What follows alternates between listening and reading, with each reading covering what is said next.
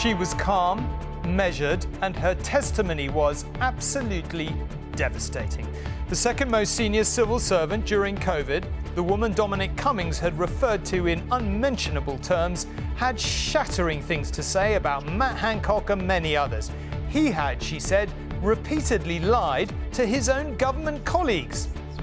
He was, quote, loving responsibility, took up a batsman's stance outside the cabinet room and said, "They bowl them at me, I knock them away." I'm trying to explain just how jarring some of that was. At one point, she reached a devastating conclusion. I have come through here to the Prime Minister's office to tell you all, I think we're absolutely I think this country is heading for a disaster. I think we're going to kill thousands of people. Romilly, who sat through all the evidence today, has her own summary tonight. A culture of deep-seated misogyny led to multiple real-world consequences for all of us. And if you thought yesterday was diabolical, today's evidence was arguably worse. Also on News at 10 tonight. Storm warning. Major incidents declared in the Channel Islands and in Hampshire as Ciarán approaches. It's not quite high tide, but you can see that already the waves have breached the sea wall. Elon Musk on the possibilities and dangers of AI. Debbie in Beijing, meanwhile, looks at the China advantage. The engineers in this research and development lab are working to take these humanoid robots to the next level, where they can not only speak and move, but they can think and feel. The border to Egypt is finally open as some foreign nationals are allowed to leave Gaza. And a room with a view. Michelangelo's work as we've not seen it before.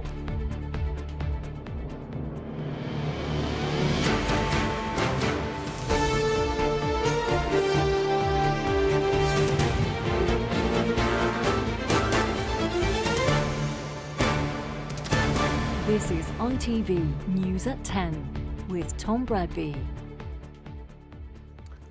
Good evening. The former senior civil servant who was described with an unmentionable four-letter word in Dominic Cummings' evidence to the COVID inquiry turned the tables on his Downing Street operation today in hers. And how?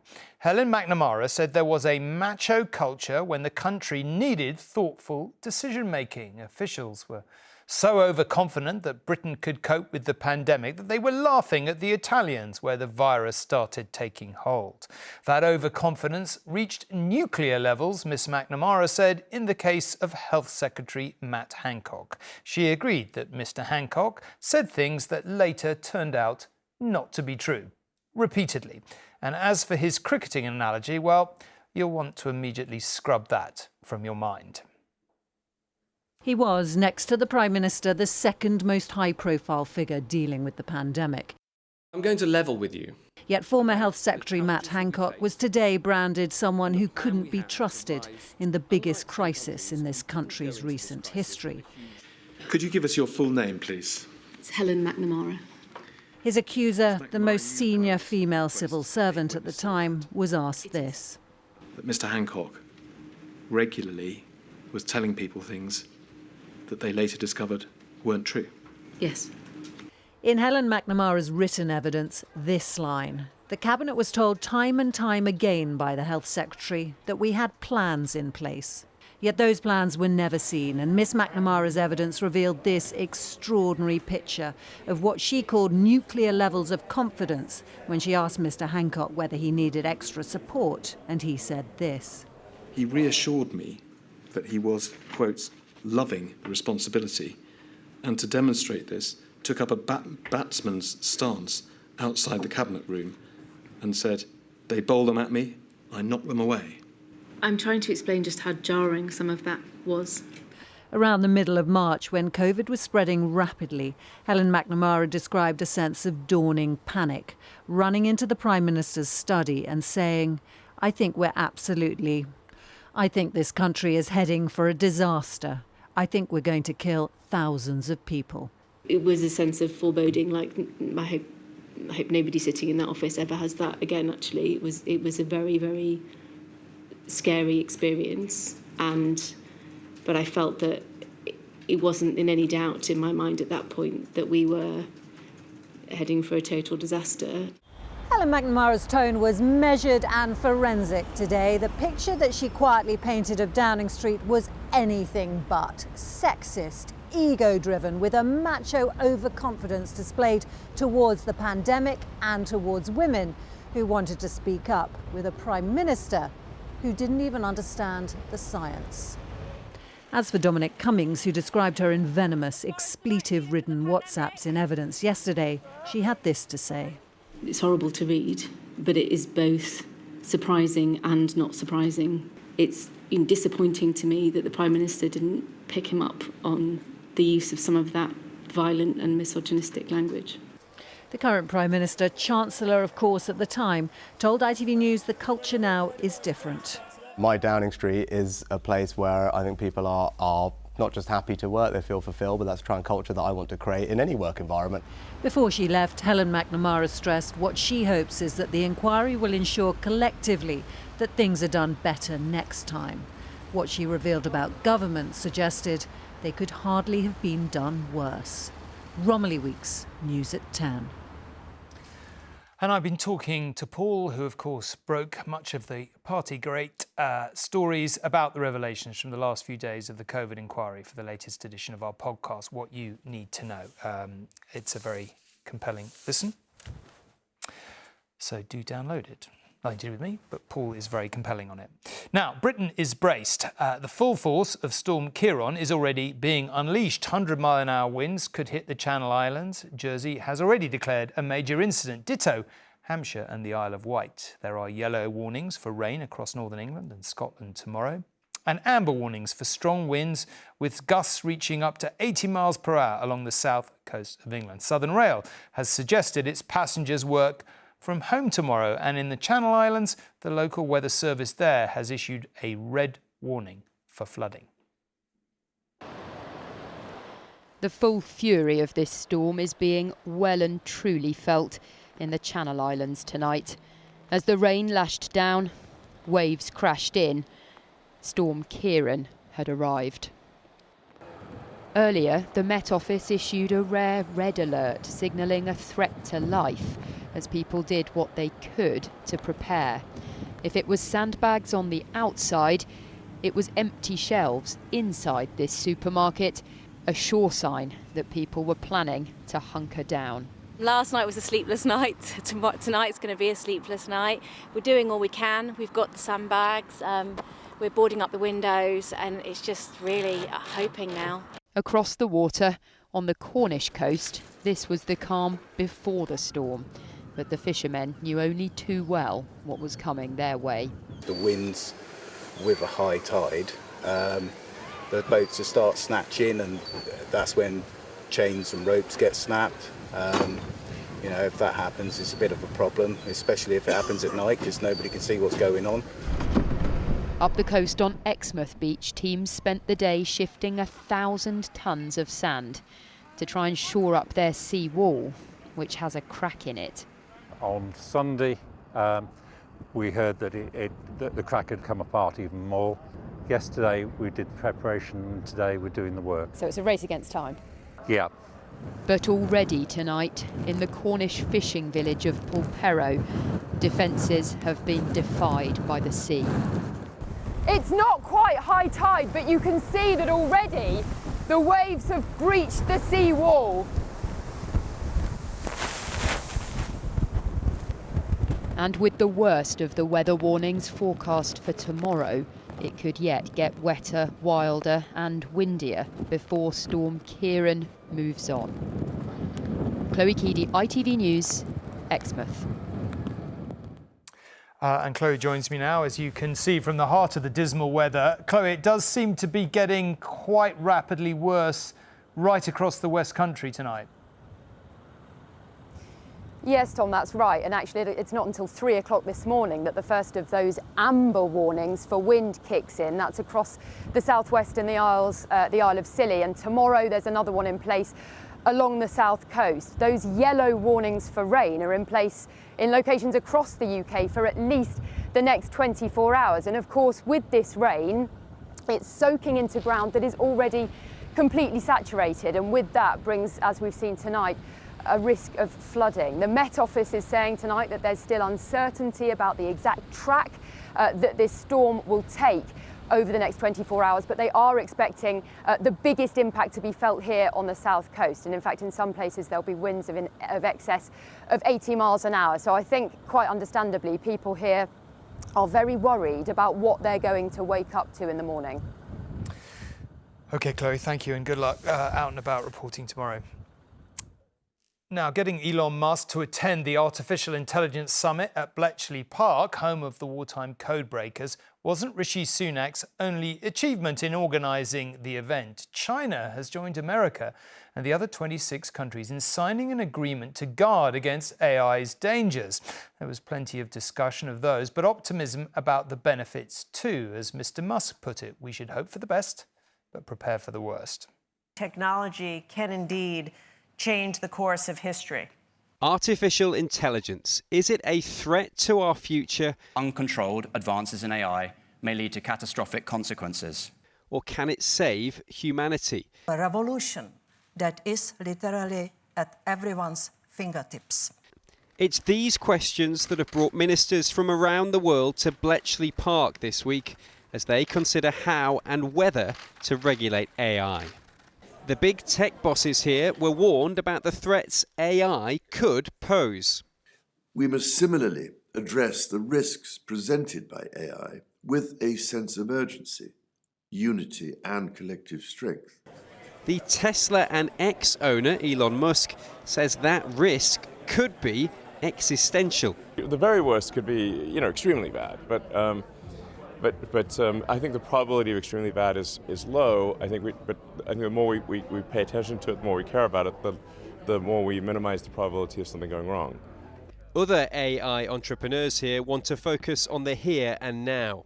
I think that some of us have been too focused on the 20 and 30-year threats that are a little bit inspired by sci-fi and Terminator and Skynet. And in fact, actually, there's a lot of much more practical near-term risks over the next 5 to 10 years, which everybody should be focused on. Both the UK and US announced they would open their own AI safety institutes, as world leaders stressed the need for a global approach. I believe history will show that this was the moment when we had the opportunity to lay the groundwork for the future of AI. As the Vice President joined him for dinner tonight, the Prime Minister said this rapidly evolving industry didn't have to take away humans' jobs. It's very hard to predict how the labour market will change as a result of a new technology, but history tells us that, of course some jobs will change, but overall, as technology makes things cheaper or makes us more productive, that's overall good for the economy and creates jobs over time. Bletchley Park was where code breakers helped win the last World War. Rishi Sunak hopes this week's summit can help avoid a future war against the machines. Harry Horton, News at 10 in Bletchley Park. And you can see more from Robert's interview with the Prime Minister on his show coming up right after the news.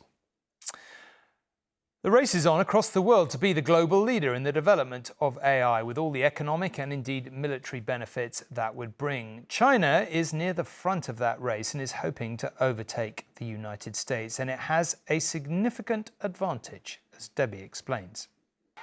You are looking at the key to China's success in AI. With more smartphone users than anywhere else in the world and a sophisticated system of mass surveillance, the country's technology industry has access to an almost unlimited supply of data. That is giving Chinese companies a major advantage as they seek to overtake the United States. And that daily data stream is being fed into an ever-expanding workforce dedicated to developing artificial intelligence.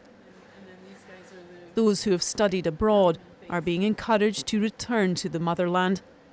Li Boyang came back and started a tech enterprise in his hometown.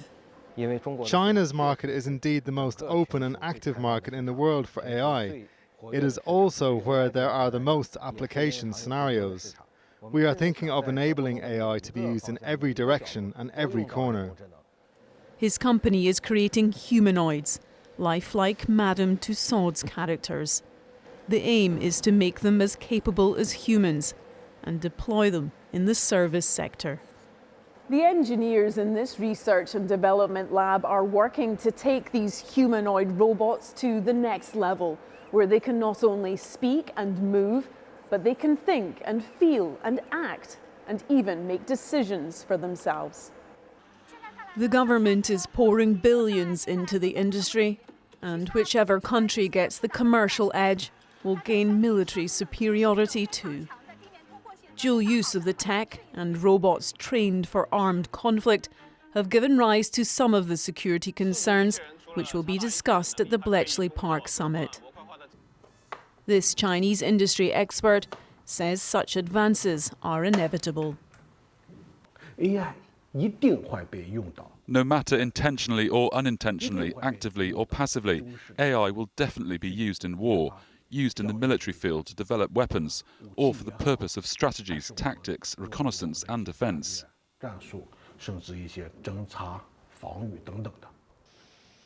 The US has blocked China's access to the most advanced semiconductor chips that power AI, aiming to slow the country's progress. But this summer, Huawei launched a phone with components that indicate Chinese companies could soon be making advanced chips of their own. The CEO we spoke to suggested there is a focus on self-reliance. We have mastered the core technologies in the humanoid robot product, so we are not completely dependent on imports, nor are we dependent on foreign technological inputs. The pace of development here suggests it will be in China, where we find out whether machines will take over from man. Debbie Edward, News at 10, Dalian. Blimey, is all I've got to say to that. Our science correspondent Martin is here. I feel like a lot of our viewers might be slightly freaked out by that, but in your view, what should we be excited by and what should we be scared by? Well, don't have too many nightmares about that. Yeah. I think, as we heard in Harry's report there, the sort of nightmarish Terminators taking over thing is a bit far-fetched at the moment, for at least. But there are genuine concerns. You know, AI is rapidly becoming better and cheaper at doing many jobs, including within the creative industry. That's why we've got writers on strike and actors in the US at the moment. And also, perhaps more sinisterly, we're seeing these deep fakes, so they're called, manipulating people's personalities, manipulating the way that we think and potentially even vote, which is worrying with an election next year. Flip that around the other way. Let's look at the positives. It was telling. It was at Bletchley today. You know, Alan Turing is on the £50 note because he decoded Enigma. An AI bit of kit which cost $7 to develop did that in just 19 minutes. Now, amazing, yeah. Apply that to medical science. I've seen myself robotic surgery, which is able to use AI to identify and highlight what is muscle, what is veins, to help surgeons in their process. Only today, the Royal Marsden said that a bit of AI kit is twice as good at identifying really dangerous cancers as other bits of kit. So there's lots of benefits. What you've got to remember, though, is AI is getting better and quicker exponentially. And for us to stay ahead of that curve is going to be really difficult, particularly with legislation. But we need to do that in order to harness the benefits and keep away those negatives. Whatever else, it's a fascinating subject. Martin, thank you very much indeed. Now, there will be some relief for a few British families tonight that their relatives were among the first people to make it out of Gaza after 3 weeks of being hemmed in on the ground and hammered from the air. The crossing into Egypt opened up this morning for the seriously wounded and for some foreign passport holders, around 400 altogether. The Foreign Office says more British nationals are likely to be released in the next few days. Escape from Gaza for a chosen few. Around 80 injured people and a few hundred foreign passport holders got through the Rafah crossing and into Egypt today. As humanitarian concessions go, it's very little. And given the war is almost 4 weeks old, it's happened very late. Concessions were required from Israel, Hamas and Egypt, an act of mercy, but given the head count, not much of one.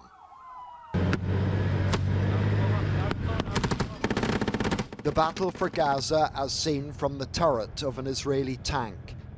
These are pictures released by the Israeli Defense Forces. The images suggest they are still fighting on the outskirts of the big urban centres, the built-up areas where resistance will be at its fiercest. Hamas have also released footage of what they claim are fighters emerging from a tunnel to attack Israeli armour. The aftermath of the deadliest airstrike of the war so far. 75 years after its creation during the first Arab-Israeli war, Gaza's biggest refugee camp, Jabalia, was hammered from above both yesterday and today. Scores of people have died and hundreds more have been injured. The fact that some of the Israeli bombs being dropped are powerful enough to destroy tunnels has increased the danger for civilians living above Hamas's underworld.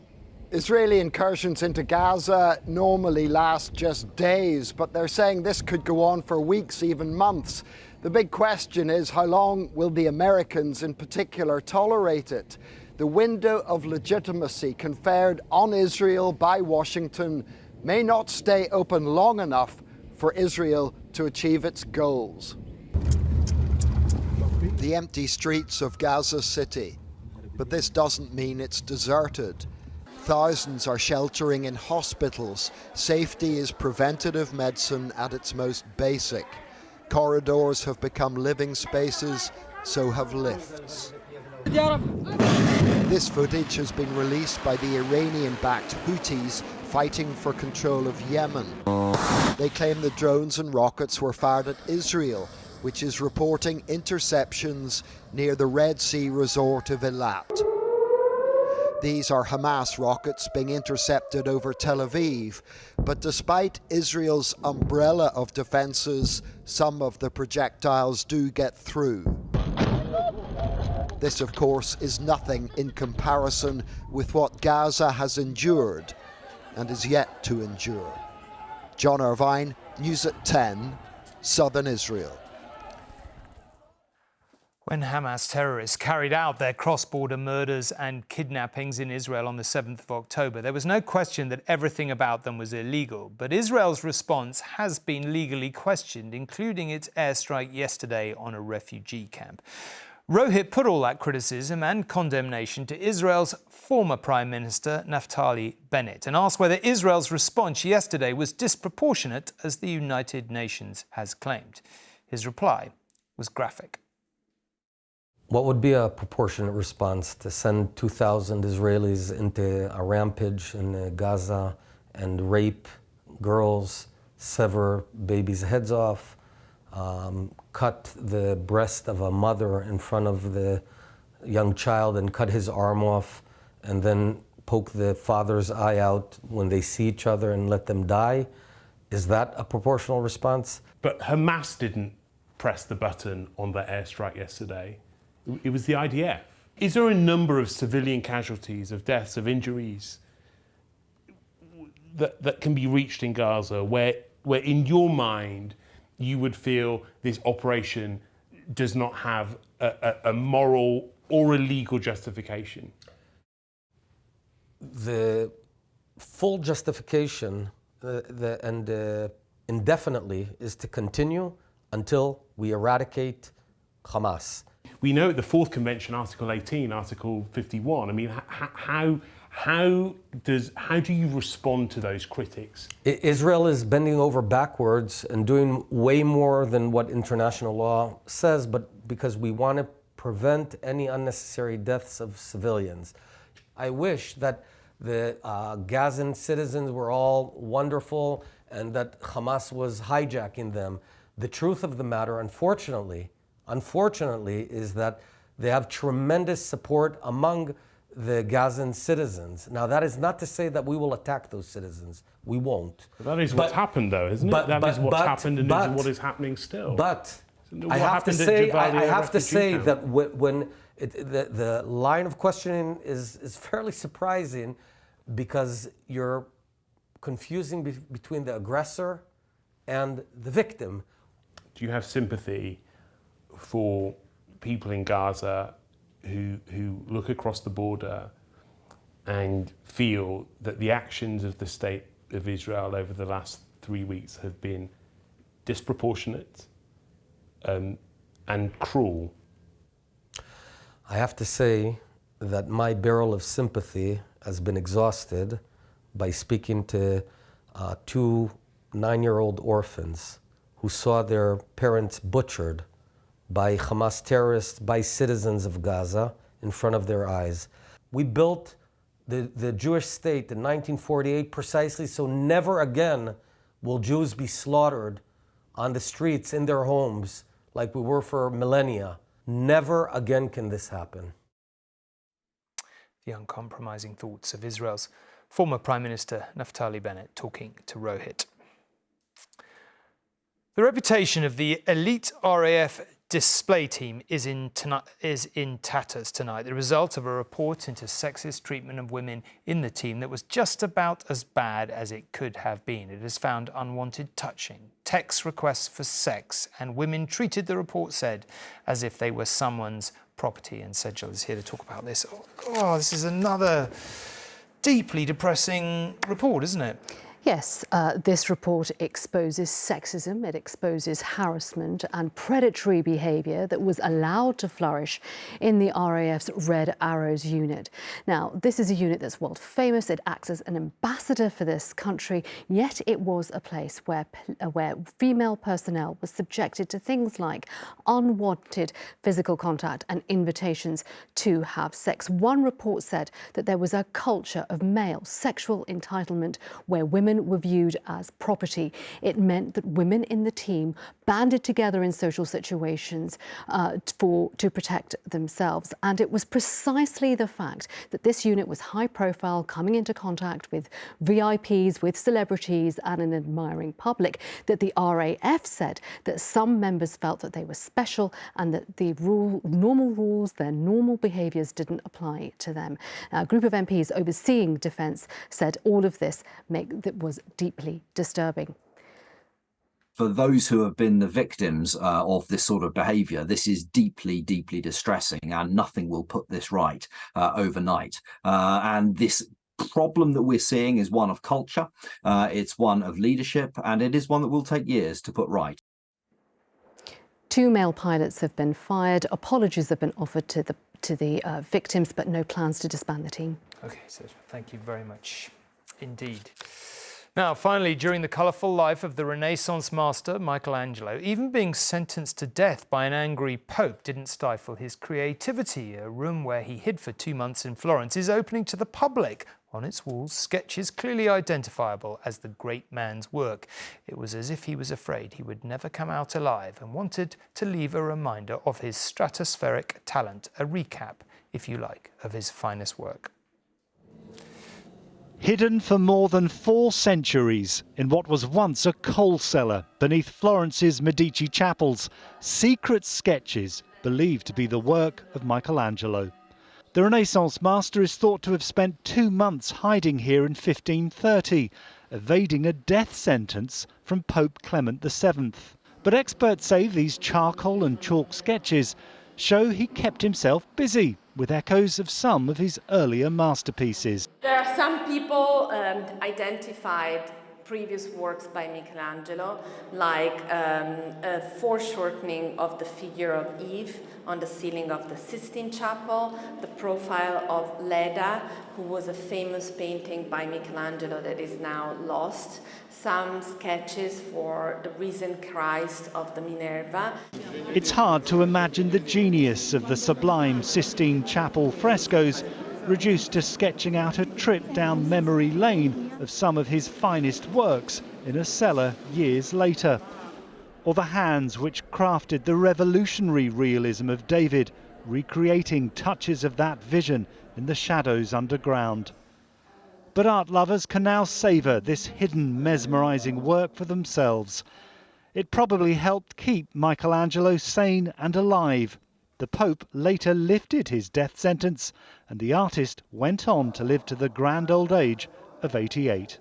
Neil Connery, News at 10. That's it. Good night, and thanks for watching.